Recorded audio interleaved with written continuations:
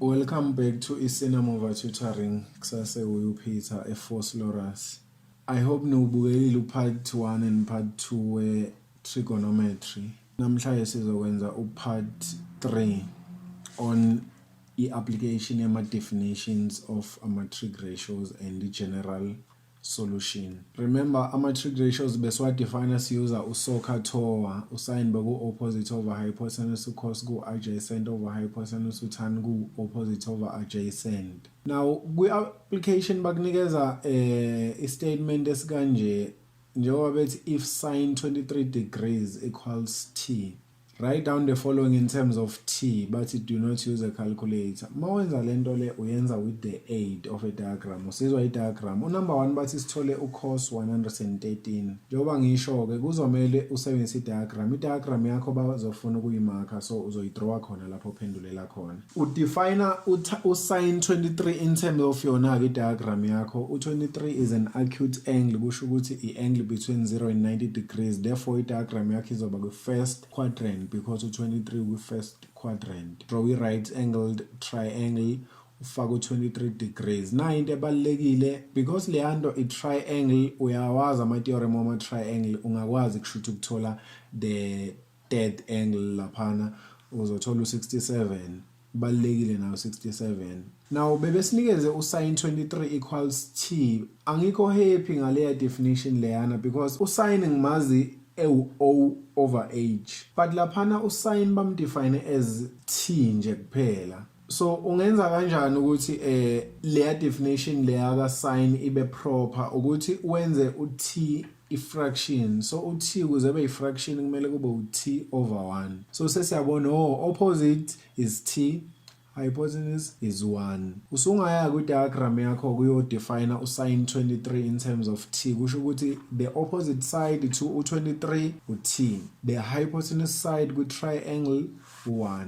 Bese wenza Pythagoras theorem. Uyawashowa ama workings we Pythagoras theorem. Remember leya triangle a right angled triangle, and that's the only triangle esebenzisa kuyo i-theorem of Pythagoras. So singayisebenzisa i-Pythagoras theorem sothola the unknown side oku x. U-x wethu uzogcina eba 1 minus t squared, but bayafuna ukubona i-working yakho, so ngicela ukuthi uyiveze phansi kwe-diagram ukuthi r squared equals x squared plus y squared, the substitution the final answer bese ubuye uzoyifaka kwi-diagram. So ngabuya kumenza number 1 bafuna u-cos 113 again u-23 futhi again u-67. I-angle enkulu okusho ukuthi singakwazi ukuyi-reduce le angle 113.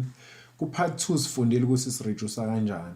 113 ukiphi quadrant? Second quadrant. Kuka bani konje ku second quadrant? Kuka 180 minus. 180 minus bani? Sizo minus le number zo2 uthola ukuthi 67. Kushuthi kuka 180 minus 67. Usuyayi-reduce ke leyanto leya uzothini u-cos ku 180 minus unjani u-negative, kuzoba u-negative cos 67. Si-happy ngo-67 because ukhona kwi-diagram yethu. Asambe siyomdefine according to i-diagram u-67. U-negative siyambuyisela wakhona and then sidefine ku-cos 67. Cos is adjacent over hypotenuse, kusho usokhathowa. So t over 1 kusho ukuthi uzogcina kubo negative t over 1 oku negative t. Number 2 bathi sithole u-cos 23. Si-happy ngo-23 because ukhona kwi-diagram. Cos is adjacent over hypotenuse. Ubani u-adjacent side to u-23? U-root 1 minus t squared. Ubani u-hypotenuse? 1. So square root 1 minus t squared over 1, that is the definition of cos. So ungayisimplify ke further kusho kuzogcina kuba ubani root 1 minus t squared. Njengoba ku number 1 kuzogcina ku negative t. Ihamba kanjalo. Now basinikeze usin 46. Angikho happy ngosin 46 because akayena u23 akayena u67 and ureduciwe already, angle encane angeke ngikwazi ukuyireduce. But ngingakwazi ukumbona u23 ku46. This is for grade 12. Ama grade 11 engayimind le azonake landelayo. U46 uyabona yini ukuthi 2 times 23. 23 times 2 is 46. Kusho ukuthi the double angle of 46 noma the double angle of 23 u46. Kusho ukuthi 46 wenziwa u2 times 23. So ngizoba no sin 2 times 23 degrees and then usuyazi ke I double angle identity ka sin izothi 2 sin angle cos angle. Usuno 23 uhappy. Uyakwazi ukuthi uthi 2 into define sin 23 kusho ukuthi into t and then uphinde uvule ibracket udefine cos 23. Cos 23 izibane √1 minus t squared. Usudefineile usin 46. And then elandelayo but if cos 25 equals p, write down the following in terms of t. Singasebenzisa calculator. U25 siyazi ukuthi is an acute angle, i-angle between 0 and 90. Kusho ukuthi kwi-first quadrant. Draw i-diagram yethu kwi-first quadrant. Uzobona ukuthi why ngilokho ngenza i-conclusion ukuthi i-diagram ikwi-first quadrant, i-diagram ikwi-first quadrant. Kuyenzeka uthole ukuthi ayibi ikwi-first quadrant i-diagram. Kumele wazi ukuthi uconclude kanjani ukuthi izogcina ikuphi i-quadrant.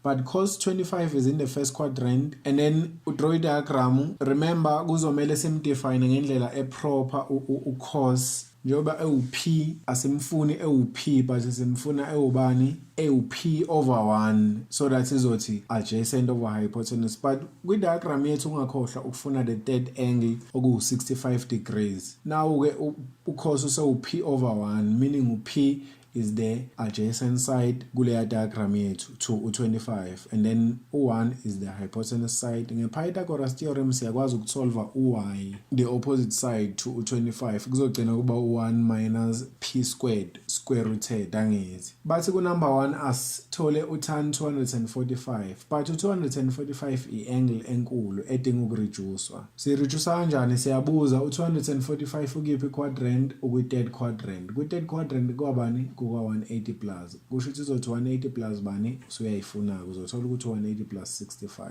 Ngihappy ngo65 lo ngiqeda ukumthola because ukhona kwi diagram yami. Usuthini kuya reduce ku 180 plus uthana unjani third quadrant positive. So izogcina ithi positive tan 65. Asimdefine ku tan 65 according to the diagram. Tan is opposite kusho ukuthi p over hypotenuse over adjacent kusho ukuthi √1 minus p squared. Usumdefinele ku tan of 65.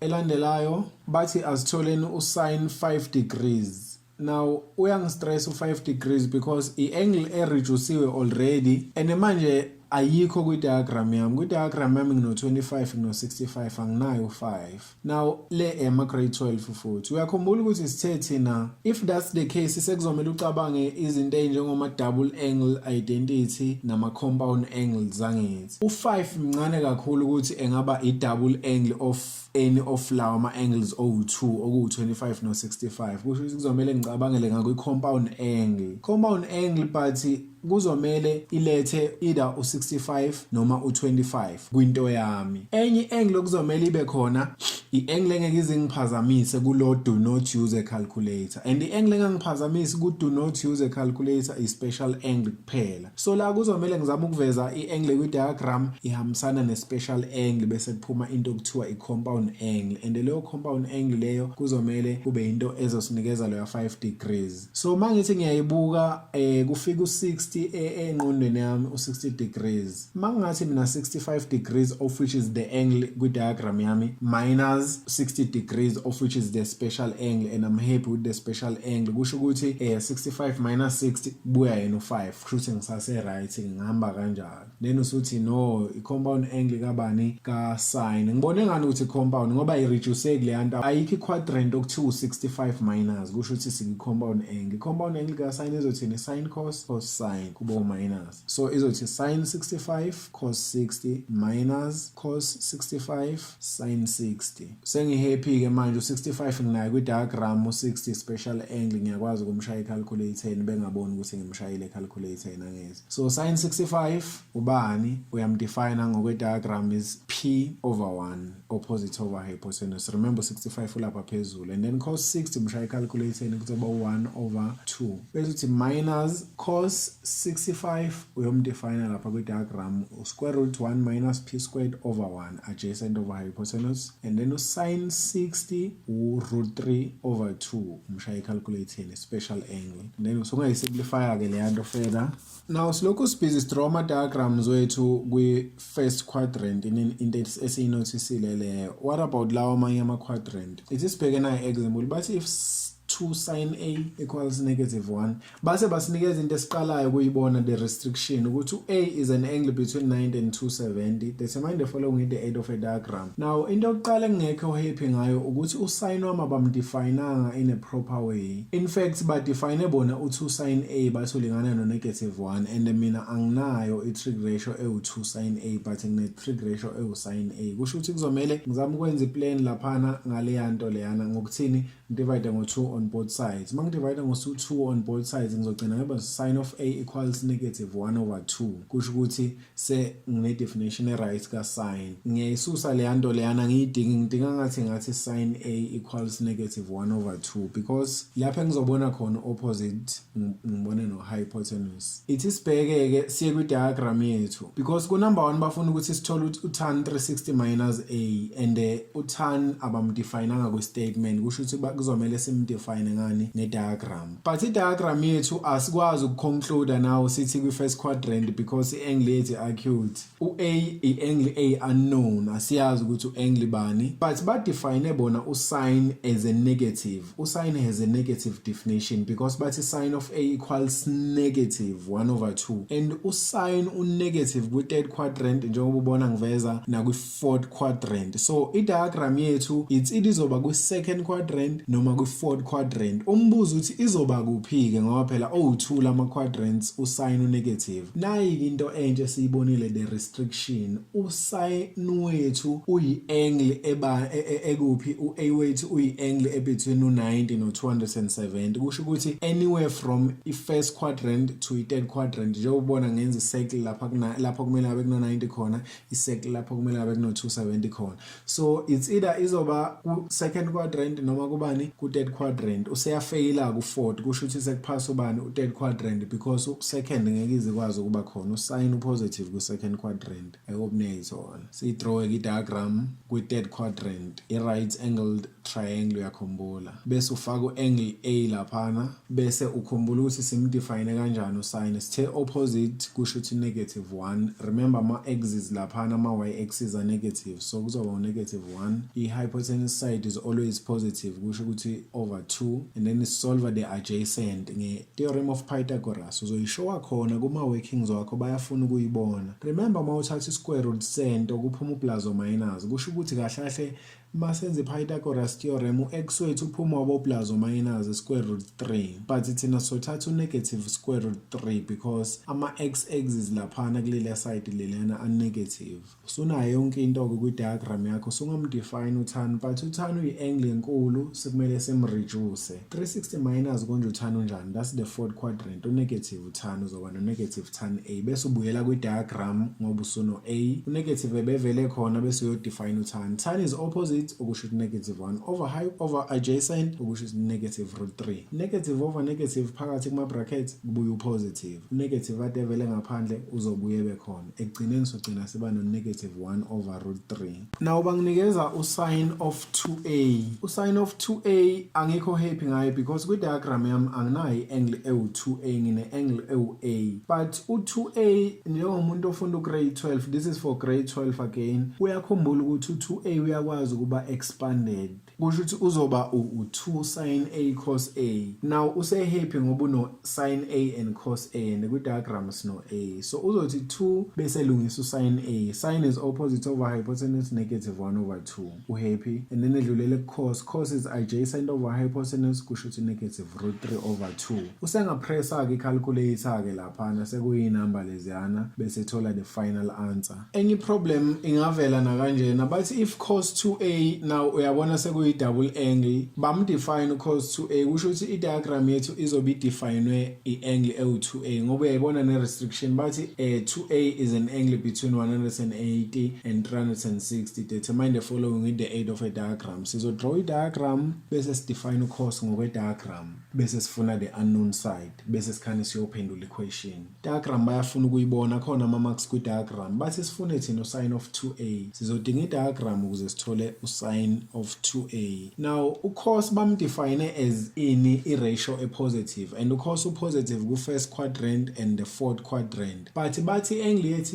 is an angle engasuka lapha ku-180 iziyoshaya ku-360. kusho ukuthi it's i-diagram ibizoba ku-third quadrant and kwi-fourth quadrant, but kwi-third kuyafeyila because u-cos bamdefine waba positive and u-cos akekho positive kwi-third. kusho ukuthi izoba kwi-fourth because kwi-fourth u-cos u-positive, bese draw i-right angle triangle yakho kwi-fourth quadrant, ufaka u-angle wakho laphana u-2a, and then usuyadefine ku-cos. Remember cos is adjacent and ama-axes are positive lapha, kusho ukuthi u-positive square root 3, and then over hypotenuse kusho ukuthi u-hypotenuse u-2. Hypotenuse side is always positive. Usuzosolva u-y. U-y uma umsolva nge-Pythagoras theorem uzothola i-answer u-plus or minus 1. bafuna ukubona konke lokho bese uwenza i-conclusion yokuthi therefore u-y wami engimthathayo ilo on-negative because ama-y a-negative kulela side leleyana. Usunayo yonke into kwi-diagram, usungakwazi ukuphendula unumber 1. Unumber 1 bafuna u-sine of 2a, u-sine is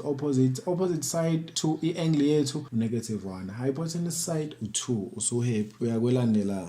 Now kunumber 2 bathi sithole thina u-cos of a. Angikho happy ngo-cos of a because kwi-diagram yami nginikeze i-angle u-2a. This is for grade 12 futhi. Manje njengoba nginikezwe mina u-2a kwi-diagram yami, ngenza kanjani mina ukuthi ngibe no-2a lapha ku-number 2 since ngino-a? Uzokhumbula kuma-double angle identities. Khona i-double angle identity leyo yokuqala. Leya double angle identity inayo cos of x, inayo cos of 2x. Kusho ukuthi inayo cos of a, inayo cos of 2a. Uma ungayithatha leya double angle identity usolve for u-cos of x or u-cos of a, ingakwazi ukusebenzela. Uthi siyithathe siyibhale in terms of a, izothi cos 2a equals 2 cos squared a minus 1. Asolveni ke for cos a. Uzokwenza yani transpose 1 engaleana, izothi cos 2a plus 1 equals 2 cos squared a. Bese wenza yani divide ngo2 ngapha nangapha. Remember solve cos of a, izothini cos 2a plus 1 all over 2 equals cos squared of a. Now sekushoda ukuthi ngenze njani, ngifaka i-square root ngapha nangapha since cos a wami no squared. Faka i-square root ngapha nangapha uzothola plus or minus. Remember uma ufaka i-square root uthola plus or minus, so izothi cos of a sesele yedwa equals plus or minus square root of cos 2a plus 1 all over 2. Now sengingakwazi ukumreplace u-cos a wami ngifake lento eno cos 2a because kwi-diagram yami mina ngine-angle ewu-2a not i-angle ewu-a. So sengiyamsusa u-cos of a ku-number 2 wami sengifaka le yanto ngoba u-cos of a ulingana nale yanto ethi cos 2a plus 1 all over 2 square rooted, and then usungaya kwi-diagram yodefine u-cos of 2a. Cos of 2a konje ubani kwi-diagram? Adjacent over hypotenuse. Kusho ukuthi kuzobe ku-square root of bani? Root 2 over 2 plus 1 all over 2, and then usungayishaya-ke i-calculator. I hope niyangithola. Kubalulekile but kureke ukuthi bengayiveza le question, but makwenzeka beyiveza ukwazi ukuyisolve. Kuyenzeka kuzo lezi zinto zama definitions uthola ukuthi manje kumele usebenzise ama diagrams awu2. So draw i-diagram yokuqala, udraw i-diagram yes2. Niyokweni ibone leyo problem leyo. I hope uthi shabeni kodwa banibonisile. Now si move on to i-general solution. Uyalizwa igama lithi general. Khona into okuthiwa i-general, khona into okuthiwa i-specific. Mabethi general into basho ukuthi nje iyakhuluma nje ngayo into kufana nento engathi mhlambe angazi isummary kanje, angazi noma niyangithola. But ukuze sitholana sibuyeleni kwi-number 13. Na i-pattern basinikezile ethi 2 4 6 8 10 bese iyaqhubeka up to infinity. Leya pattern leyana i-pattern ende kakhulu ngendlela ukuthi ngeke uzokwazi ukuyibhala yonke kungashona ilanga because it goes to infinity. But u-term number 2 wakhona ngiyabona ukuthi u4, term number 5 wakhona ngiyabona ukuthi u10.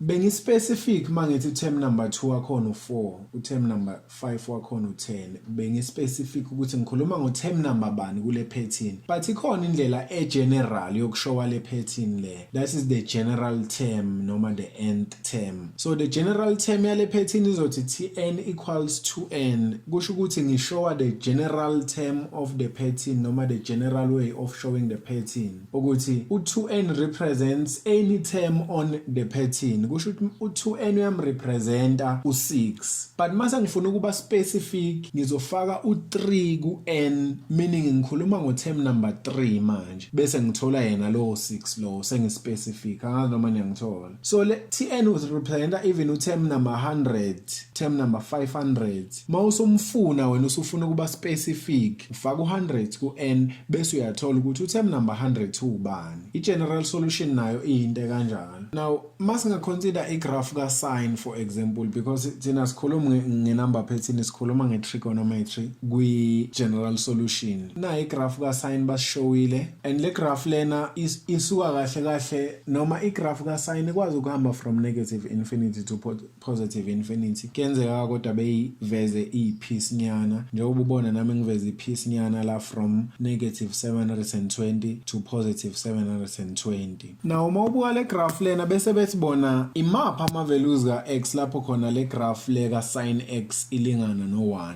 U1 is y. Now u1 lapha kwi-graph babuza ama-values ka-x lapho khona i-graph ilingana no-1. Kusho ukuthi masifika ku-1 sizodrawa a horizontal line. Now i-horizontal line ngiyidrawile, and then ama-values ka-x lapho khona i-graph ilingana no-1 ngiyambona u90, i-graph ilingana no-1. Ngiyambona u450, i-graph yami ilingana no-1. Ngiyambona u-negative 270, i-graph yami ilingana no-1. Ngiyambona u-negative 630, i-graph yami ilingana no-1. Angazi noma niyayibona leyo nto leyo.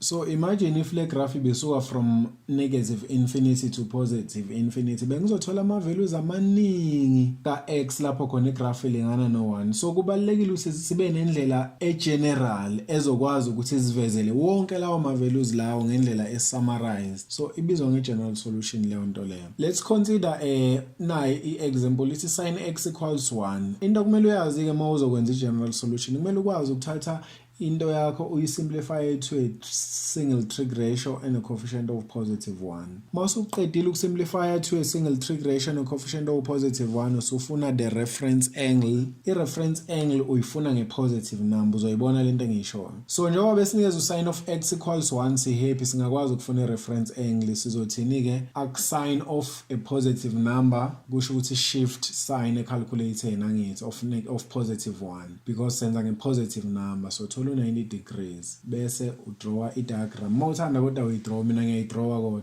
Draw i-diagram yani ukukusiza ukuthi u-identify ama-quadrants. Remember badefine u-sin waba positive, sin x equals positive 1. U-sin o-positive ku-second quadrant naku-first quadrant. Bese uthini-ke ku-first quadrant kukwabani konje? Kukwa 0 plus. 0 plus bani? Plus the reference angle. Kusho 0 plus 90 kuzoba u-90. So izothi x equals 90 plus k times 360. Lento ethi plus k times 360 indlela yokuveza i-general solution ivezwa kanjalo. U360 i-period ka-sine. Sizazowabona ngama-periods mhla senza ama-graphs, but ibambe nje lokho ukuthi ithi plus k times 360 and then where k is an element of integers. Sengiqedile nge-solution yakwi-first quadrant. Kwi-second quadrant ngizothini? Kuwa 180 minus. 180 minus bani? Minus i-reference angle. Kusho ukuthi kuzobuya ubani? Yena u90 lo, kusho ukuthi angisayibhali ngoba iyafana. Nayi i-example bangineza negative cos x equals 1. Simplify to a single trig ratio and a coefficient of positive 1. Angikho happy ngo-negative cos x. Kuzomele kube u-positive cos x. Ngidivide ngo-negative ngapha nangapha izogcina ithini? Cos x equals negative 1. Sengizofuna ini-ke manje i-reference angle. But i-reference angle ngiyifuna nge-positive number ungakhohlwa. So ngizothi shift cos of positive 1. Ngiyamiyeka lo ya negative 1 lo, angenzi ngo-negative number mangifuna i-reference angle. Ngizothola 0 degrees i-reference angle yami bese ngidraw i-diagram yami. Bese ngibuyela lapha phezulu before ngifuna i-reference angle bengidefine u-cos kanjani. Ebene-negative definition ngoba ithi negative 1. So u-cos u-negative kuphi? Kwi-second quadrant nakwi-third quadrant. Kukwabani kwi-second? Kukwa 180 minus. 180 minus bani? Minus i-reference angle. Kuzobuya yena 180. So izothi x equals 180 plus k times 360. So 360 period ka-cos futhi, where k is an element of integers. And then sengifuna ukwenza i-solution yes2. I-solution yes2 remember cos nakwi-third quadrant o-negative. Kukwabani? Kuwa 180 plus. 180 plus bani? Plus the reference angle. Ibuyela kuyo futhi le solution yokuqala, so angiyenzi. qhubeka. Basinikeza u2 sin squared x equals sin of x. Uyabona laphana ngibona mina u-squared. Mangibona u-squared kusho ukuthi ingqondo yami sengitshela ukuthi hawu lento le equation yami iku-quadratic form. Kusho ukuthi mangathiwa ngifuna ukusolva mhlambe kungamele ngiyisolve ngendlela ye-quadratic equation. Uyisolva kanjani i-quadratic equation? Uzotranspose sin x ebuye ngala kwe-equal sign kusala u0 ngapha, so that izoba kwi-form of ax squared plus bx plus c equals 0. But now omunye umfundi bengacabanga ukudivide ngo-sin x ngapha nangapha, ezama ukuyisimplify to a single trig ratio. Ngoba uma idivide ngo-sin x ngapha nangapha izogcina ithi 2 sin x equals 1, bese divide ngo-2 ngapha nangapha igcina ithi sin x equals 1 over 2. Ibukeka iyenza sense, but inkinga ukuthi iyayilahla isolution. For example, let's consider now u-x squared equals x. Umfundi mayengathi yena ngifuna ukusolve u-x la, but ithi ngidivide ngo-x ngapha nangapha khona izoba lula, uzogcina sala no-x equals 1. I-answer yakhe leyo. Omunye umfundi engadivide ngo-x ngapha nangapha, eyithathe yona lento ethi x squared equals x, bese yine transpose u-x eyengala kwe-equal sign igcina kuba u-x squared minus x equals 0. Lo mfundi usezosolva-ke by factorizing laphana, kushuthi uzofactorize by taking out the common factors, izogcina ithi x into x minus 1 equals 0. Lo mfundi wesi-2 uzoba no-x equals to 0 or x equals 1. Uyabona ukuthi sekuhlukile manje ama-answer wena khona isolution yakho ilahlile ngoba wena no-x equals 1 kuphela, but umfundi wesi-2 unayo lo x equals 1 wakho ephinde ezoba no-x equals to 0. So ube careful ma udivide, awukwazi ukudivide bese kulahleka isolution. So ungadivide nge-trig ratio ngoba kuyayilahla isolution, uthi wena uzama ukusimplify, but khona lapho esodivide khona nge-trig ratio uzobona. So asiyisolveni ngendlela quadratic, kusho ukuthi izothi 2 sin squared x minus sin x equals 0 njengoba zivumelene, bese factorize by taking out the common factor, kuzoba sin x into 2 sin x minus 1 equals 0. No sin x equals 0, no sin x equals 1 over 2. Uhappy une sin x equals 0 ubani single trig ratio coefficient of positive 1. Usungayifuna ke reference angle. Reference angle equals arc sine of 0, uthola 0 degrees. Draw i-diagram yakho. Usine upositive kuphi? Kwi-first quadrant na kwi-second quadrant. Siyavumelana. Bese uthini ke? X equals kwi-first quadrant kuba bani? Kuba 0 plus. 0 plus bani? I-reference angle. Kusho 0 plus 0 kuzobuya u-0. So izothi x equals 0 plus k times 360, where k is an element of integers. Niyawazi ama-integers ukuthi yini. And then khona enye quadrant, i-second quadrant, kusho sothi o bese thind kuwa bani kwi-second quadrant? Kuka 180 minus 180 minus bani? I-reference angle. Kusho ukuthi 180 minus 0 kuzoba 180 plus k times 360, where k is an element of integers. Usuqedile ngo-sin x equals to 0. You ama general solution wakhona lawa. Usudlulela phambili ku-sin x equals 1 over 2. Single trig ratio, coefficient of positive 1. Ngenze njani? Ngifuna i-reference angle. La ngithi siyavumelana. So i-reference angle ngifuna kanjani? Arc sine of positive 1 over 2. Ngizothola u-30 degrees as i-reference angle yami. Sengidraw i-diagram yami. Diagram bebemdefine u-sin as a positive ratio, angithi 1 over 2 positive. Usine upositive kwi-second quadrant na kwi-first quadrant. Sengizothini ke? Ngibhala isolution yami yokuqala ngizothini? Kwi-first quadrant kuwa bani? Kuwa 0 plus. 0 plus in i-reference angle. Kusho 0 plus 30 kuzobuya yena u-30 plus k times 360, where k is an element of integers. Enye solution sithi ngoba ikhona ne-second quadrant, usine nakhona upositive. Kuwa bani konje kwi-second quadrant? Kuwa 180 minus. 180 minus ini i-reference angle. Kusho ukuthi 180 minus 30 kuzogcina kuba bani? 150. So izothi x equals 150 plus k times 360, where k is an element of integers. Yenziwa kanjani i-general solution? I hope niyangithola. Maningi ama-cases kodwa we-general solution okuzomela uwazi yiwe solokhu usuwenza lana nizokwazi ukuthi ningadideki manifika kwi-exam. Basinikeza u3 sin squared x plus cos x minus 1 equals 0. Uyayibona yini ukuthi lento yami ikwi-form of i-quadratic, but now angikho happy nge-quadratic yami because ngino sin ngiphinde ngibe no cos futhi ithanda ukuba snacks. Fana nokuthi lento ithi 3x squared plus y minus 1 equal to 0. Uzoyisolve kanjani into eno x no y? Angazi noma niyangithola. So kuzomela wenze iplan ukuthi wenze ugcine uba ne-trig ratio efanayo lapha. since kuyi-quadratic ezodinga ukufactorize ingafana kanjani i-trig ratio laphana. Usine uyashintsheka, ucos akashintsheki, so kuzomele ngishintshe lo oshintshekayo ngimenze efane nalo ongashintsheki. Usine squared of x uyalingana no-1 minus cos squared of x, siyavumelana. So izothi 3 into 1 minus cos squared of x plus cos x minus 1 equals 0. Bese ngiremove ama-brackets. Izothi 3 minus 3 cos squared x plus cos x minus 1.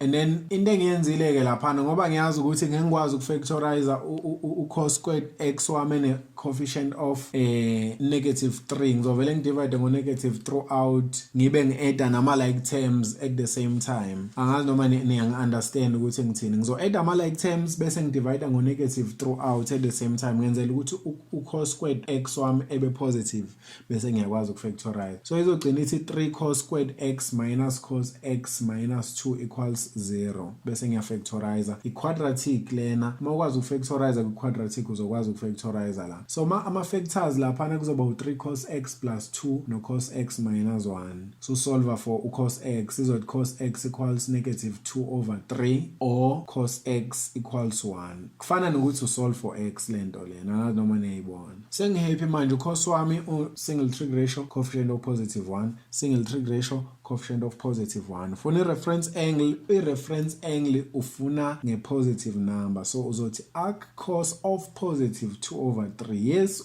u-2 over 3 be-negative but isothini arc cos of positive 2 over 3 kuzophuma u-48.19 degrees, i-reference angle yethu leyo. Bese sidraw i-diagram yethu. U-cos konje bebemdefine kanjani as a negative ratio. U-cos konje u-negative kiphi quadrant, second quadrant and third quadrant. Kwi-second quadrant kwabani kuwa 180 minus, angithi siyavumelana 180 minus bani minus reference angle, kusho ukuthi 180 minus 48.19 kuzophuma u-131.81. So izothini x equals 131.81 plus k times 360 where k is an element of integers. Ikhona enye solution futhi kwi-third quadrant niyakhumbula. So sothi or bese sithini kwi-third quadrant kwabani konje, kwi-third quadrant kuka 180 plus 180 plus ini 180 plus the reference angle kuzoba ubani 228.19. So izothini x equals 228.19 plus k times 360 where k is an element of integers. Usuqedile ngale solution ka cos wokuqala, so move on to lo cos wes2. Uzothini si happy single trig ratio coefficient of positive 1 ufuna i-reference angle. Reference angle uhlezi uyifuna nge-positive number, uzothi arc cos of 1 uthola u-0 degrees bese udraw i-diagram yakho. U-cos ugcine i-ratio enjani, bamdefine waba i-ratio e-positive. Cos u-positive kiphi quadrant, first quadrant and fourth quadrant. Kukwabani kwa-first quadrant kuka 0 plus 0 plus ini i-reference angle, izothi x equals 0 plus k times 360 where k is an element of integers. Bese kunenye futhi solution sizothi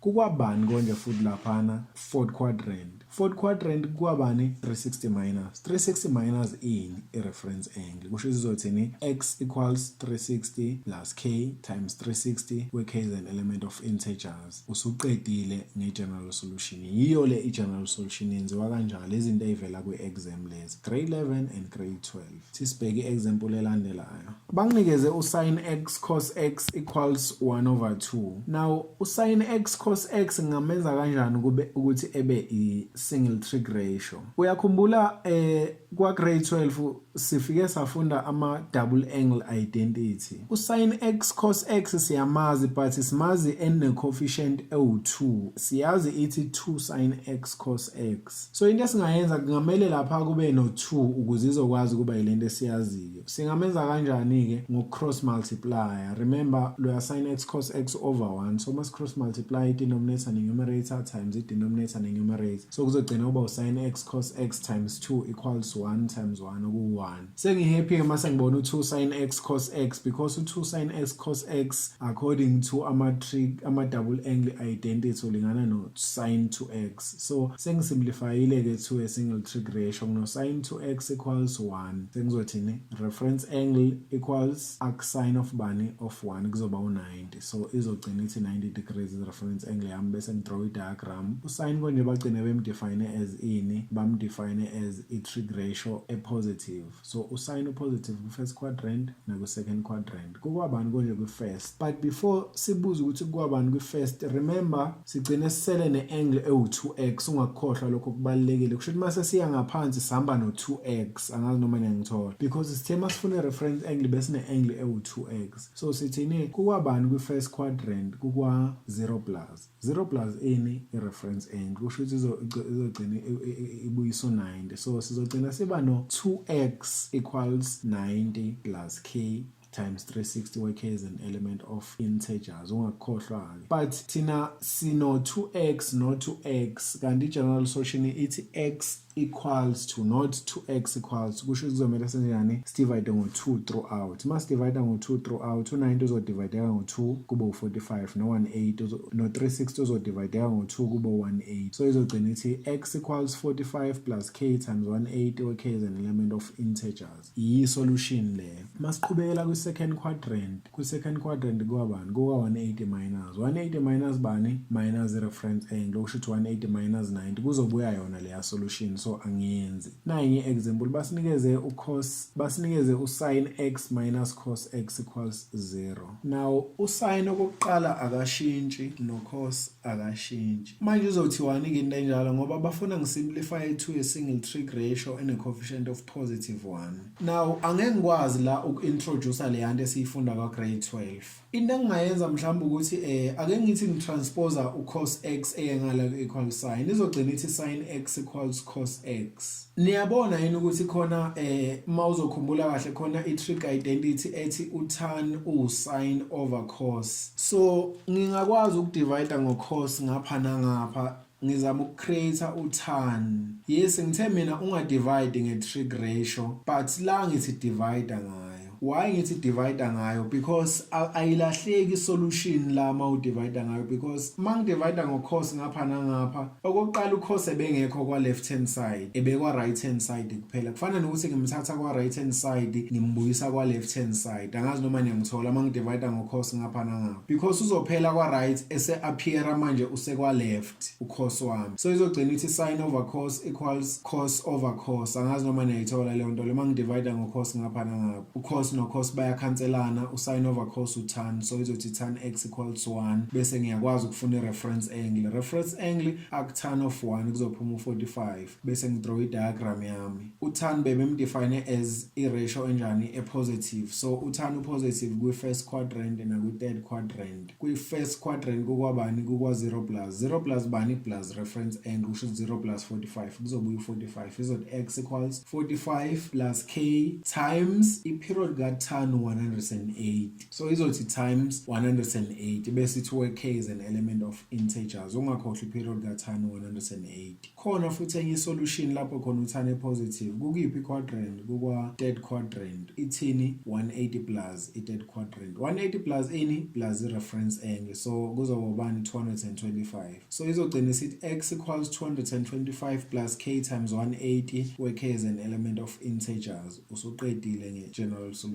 Ibalekile lento uyazi ukuthi ngidivide amakwenze njani. Sisuke sizama ukukhanda utan mas divide nge-trig ratio ngapha nangapha. Awuyibulali solution yayo i-trig ratio mawenza kanjani. Sibheke enye example. Banginikeza utan 3x minus 15 degrees bathi ulingana no negative 2.5. Ngine single trig ratio and a coefficient of positive 1. Niyakubona lokho. Kusho ukuthi ngayifuna i-reference angle. Ngizothi arctan of positive 2.5 because i-reference angle siyifuna nge-positive number. So izogcina isinikeza i-reference angle ewu-68.20 degrees bese ngidrawa i-diagram yami. Utan konje udefine as i-ratio enjani e-negative. So kusho ukuthi utan u-negative kuyiphi quadrant? Kwi-second quadrant na kwi-fourth quadrant. Kwi-second quadrant konje kwabani? Ungakhohlwa njalo ukuthi i-angle engigcine ngisale nayo 3x minus 15 degrees ngizokwehla naye. So kwi-second quadrant kwabani? Kuka 180 minus. 180 minus ini minus i-reference angle. kuzophuma ubani 111.80. So izogcina ithini i-angle engigcine ngayo 3x minus 15 degrees equals 111.80 plus k times 108. Ungakhohlwa i-period kathani where k is an element of integers. Now sisolve x ke laphana kusho ukuthi sokwenzenyana transpose u15 eyoba positive ngaleyana uzo-addana no 111.80. So izogcina sisele no 3x equals 126.80 plus k times 108 where k is an element of integers. Still asikakamsolve u-x kusho ukuthi kuzomela senzeni sidivide ngo3 ngapha nangapha ukuze solve ku-x. Izogcina ithini ke masidivide ngo3 u3 uzodivide 126.80 no 108 ungakhohlwa izogcina ithi x equals 42.27 degrees plus k times 60 degrees where k is an element of integers. Iyo i-general solution leyo, but sinenye i-quadrant ungakhohlwa. Yiphi i-quadrant? I-fourth quadrant. Kukwabani kwi-fourth quadrant? Kukwa 360 minus 360 minus bani? 360 minus i-reference angle. So masithi 360 minus 68.20 sogcina sisele nobani? Sogcina sisele no 291.80. So izogcina ithini i-angle esigcine sisale nayo 3x minus 15 equals 291.80 plus k times 180 where k is an element of integers. Bese solve u-x nakhona kuso transpose u15 eyengala ku-equal sign efike be-positive e-ede lapha ku-291.80. izogcina ithini 3x equals 306.80 plus k times 180 where k is an element of integers. Bese udivide ngo3 throughout. Uyakhumbula ngezi izogcina ithini x equals 102.27 plus k times 60 degrees where k is an element of integers. Kubalulekile ukuthi ukwazi lokho. Uma u-understand ubuyele emuva upause i-video rewind uyaforward. Kumele kodwa understand. Another example basinikeza u-sin 2x equals cos x plus 30 degrees. Now bengifisa ukuthi ngidivide ngo-cos ngapha nangapha. Inkinga yami ukuthi ngoku-understanda kwami ama-trig identities uthani ukhandwa u-sin of i-angle efanayo nale e-cos ngaphansi kwi-denominator. Njengoba uthane u-sin over cos, u-sin of an angle over cos of the very same angle. So ku-impossible ukuthi ingenzeka leyo nto la kimi because i-angle yami kwa-left u-2x, i-angle yami kwa-right u-x plus 30 degrees. But sike safunda kwi-maths ukuthi mabekunikeze into enjengo-2 exponent x equals 2 exponent 4 ngokufana kwama-base kusho ukuthi nama-exponents ayafana. Kusho ukuthi ngigcina sengisele no-x equals 4. I-maths isifundisile lokho. Yaphinde yasifundisa i-maths masika kwa-grade 12 ukuthi u-log x base 2 mayelingana no-log 4 base 2 because lawa ama-base lawana amayafana. Ngiyakwazi ukugcina ngisele nobani no-x equals 4 ngikhohle labo log labana. Okusho ukuthi nanoma ngino-cos x equals 30 degrees ngoba u-cos okwa-left no-cos okwa-right bayafana. Kusho ukuthi no-x uyafana no-30. Angazi noma niyayithola leyo nto leyo. So this is the idea ke when solving i-general solution a le case le. Into esizoyenza ke since u-sin engafani no-cos kuzoba nzima ukuthi sibadrope ama-trig ratios ethu. Kusho ukuthi kuzomele sizame ukuthi thina senze u-sin efane no-cos noma u-cos efane no-sin so that sizogcina sikhohlwa ama-trig ratios siqhubeka nama-angles wethu. Now ngingakwazi ukushintsha leyo cos wami efane no-sin. Yes. Mawuzokhumbula ama-cofunctions ungahamba uye kwi-video yethu u-part 2 uchecke if ama-cofunctions awazi. Co-function ka-sin u-cos, ka-cos u-sin. So u-cos x plus 30 engakwazi ukubhaleka njengo-sin 90 minus yona leya angle ewu-x plus 30 degrees because mabe ngathi reducer leya nto leyana u-sin 90 minus leya angle izo-reduceka ibuyele ku-cos because uzothi u-sin ku-90 minus unjani? First quadrant u-positive bese uthini sin cos of leyo angle leyo. So kubuyela lento engaphezulu. Angazi noma niyangithola. But asifuni ke thina ukunakhunja ngithi. Asifuni thina ukureducer, sifuna ukuqhubeka sigcina sikhohlwa usign no sign because now sengihappy ngokuthi ngino sign kwa left ngino sign kwa right. Ithi ngidile nalawa ama angles wama kuma square brackets and round brackets ngisimplify le yanto le ama we simplify uzo remove ama brackets lawa round and then uzogcina uba no 60 degrees minus x. Now uyabona usin x okwa left no sin x okwa right bayafana ngiyakhohlwa bo sin ngiqhubeka nama angles wami. Izothini 2x equals 60 minus x. Bese uzothatha ngolo 60 minus x is solution yakho first quadrant. Remember sigcine ngo sin as a trig ratio yethu and ebe positive. Kusho ukuthi isolution usin positive ku first quadrant na ku second quadrant. Le solution engiyibhala njengamanje eyakwi first quadrant kwa 0 plus. So izothi 0 plus i-angle yethu 60 minus x kuzobuya 60 minus x bese uthi plus k times 360 where k is an element of integers. Bese usolve for x ke lapha kusho ukuthi kuzomela yenze yani ngimtranspose lo ya x lo yana kwa right eyengala kwa left. Izogcina ithi 3x equals 60 plus k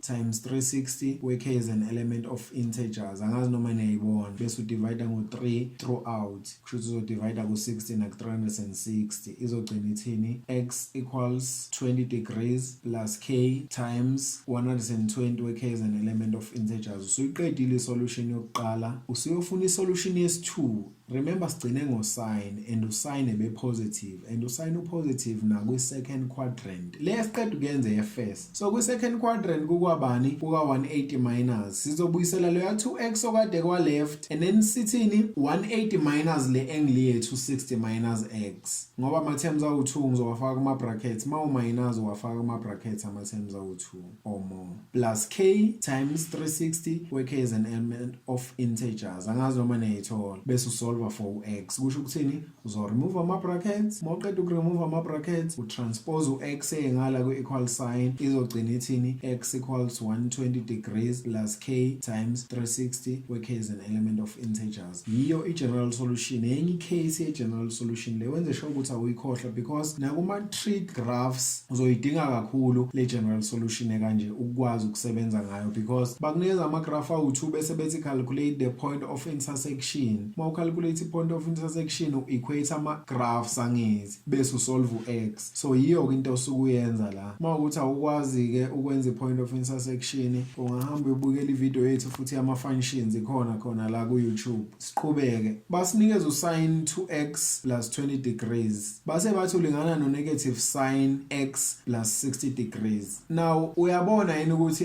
lento yami ngino sin kwa left ngino sin kwa right but manje usin wami kwa right u-negative. Yes ngihappy ngokuthi usin no sin ngakwazi ukuthi ngikhohlwe yibo osin bami niyangithola but now ngikhumbula ukuthi mina ngibe no sin o negative and usin o negative kuphi ku third quadrant na ku fourth quadrant. So izothini 2x plus 20 degrees ngiyamehlisa njengoba enjalo and then kuleli side el negative izofika ithi usin o negative kuphi ku third quadrant kukwabani ku third kuka 180 plus izothi 180 plus bani plus lo 60 plus x bengizobe ngisele naye angazi uma niyithola plus k times 360 where k is an element of integers. Bese ngiyasolve for x laphana kushuthi uzo remove ama brackets utranspose u-x utranspose no 20 futhi gcineke esesolvekile ku-x u-x uzogcina ethini x equals 220 plus k times 360 where k is an element of integers. Ikhona futhi enye solution lapho khona usin e-negative. Iyiphi quadrant? I-fourth quadrant. Konje kwi-fourth quadrant kukwabani? Kuwa 360 minus. Kusho ukuthi izothi 360 minus leya angle esigcine sisele nayo uyakhumbula ngithi. So izogcina ithi wehla njengoba enjalo 2x plus 20 degrees uzothi equals 360 minus angithi uyabona siminaza in konje u-x plus 60 degrees ungakhohlwa and then plus k times 360 where k is an element of integers. Angazi noma niyangithola. Sengiyakwazi ukuthi ngithini remove ama brackets ngitranspose u-x ekwa left ngitranspose u20 ekwa right bese sengimsolvile u-x wami but izothini 3x equals 280 plus k times 360 where k is an element of integers. Angikho happy angakamsolve kuzomela ngidivide ngo3 throughout. Mangidivide ngo3 ngizodivide ngo3 ku280 ngidivide ngo3 ku360 izogcina ithini x equals 93.33 plus k times 120 where k is an element of integers. I hope niyayithola. Now basinikeze usin 30 degrees cos 30 plus cos 30 degrees sin x equals 1 yakwa grade 12. Mawuzokhumbula kahle sifundile ngama compound angles ku part 2 we video yethu. Le compound angle leyana I compound angle expandiwe ngazi noma niyakubona lokho eka sin izothi sin 30 degrees plus x. Mawungathatha usin 30 degrees plus x expande ngokwe compound angle uzothola lento abasinikeze yona equals 1 bese kufuna reference angle uqhubeke usolve general solution. Nina ke leyo nto ngenzeka ivele ku exam. Nayi icase yesinax kuyo itrigonometry mabethi sifune the general solution. Kure ukuthi ungayithola but mawuyithola akwenze sure ukuthi uyakwazi ukuyisolve. Basinikeze ucos x plus √3 x sin x equals 1.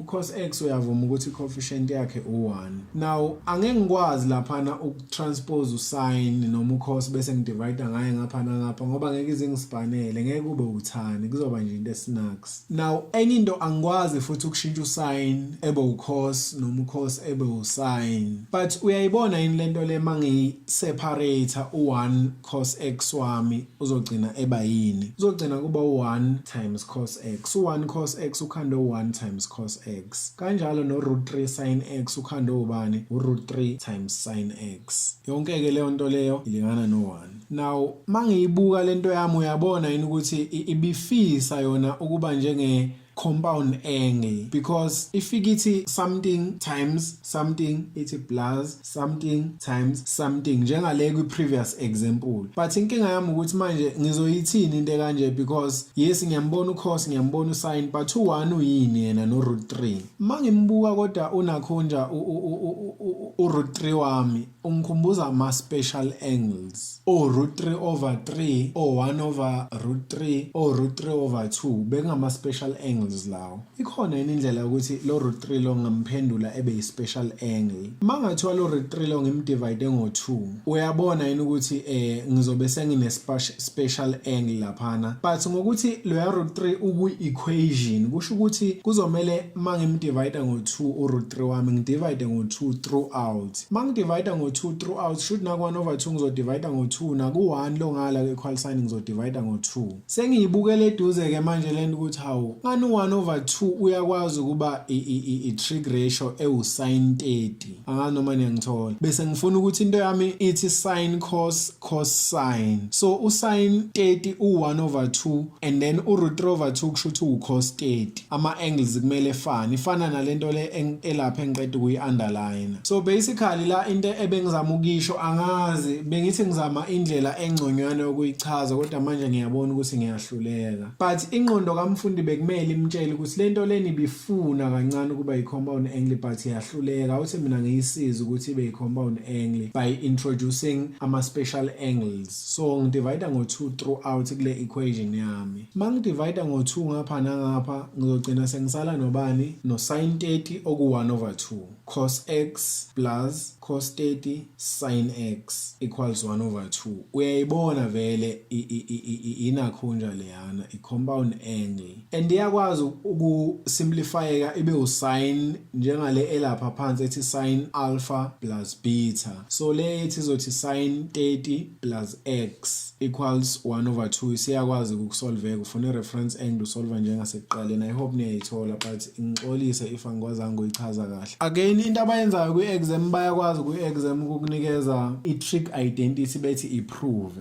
so bazothatha u-left hand side uyi-fraction nje and complicated bethi prove ukuthi mhlawumbe lingana no-tan for example bese bethi ku number 2 thola ama-values a-x for which le identity le e-complicated e-fraction is undefined kubalulekile ukuthi wazi ukuthi wenza kanjani u-undefined okokuqala ukuze into eba-undefined kumele i-divide ngo-0 uma kuyi-fraction maningi kodwa ama-conditions ka-undefined sondele kuthisha wakho umtshele ku-explainele uzoku-explainela ukuthi mabesho kanjalo wenza kanjani u-k lo yade silokhu sikhuluma nganje ngoba sithi plus k times 360 plus k times 180 u-k ama-integers positive and negative numbers no 0 yiwo ama-integers lawo so kwi-exam ke kuyenzeka bethi determine the values of x for which bekunikeza i-expression okuzomela ufune i-general solution yayo bese bekunikeza i-restriction ukuthi u-x wethu u-between u-minus 360 no-positive 360 for example. Ufike uyenze i-general solution uzuyiqede. Uma usufika ekugcineni usufaka u-0 ku-k ku-each solution, faka u-1, ufaka u-negative 1, faka u-positive 2,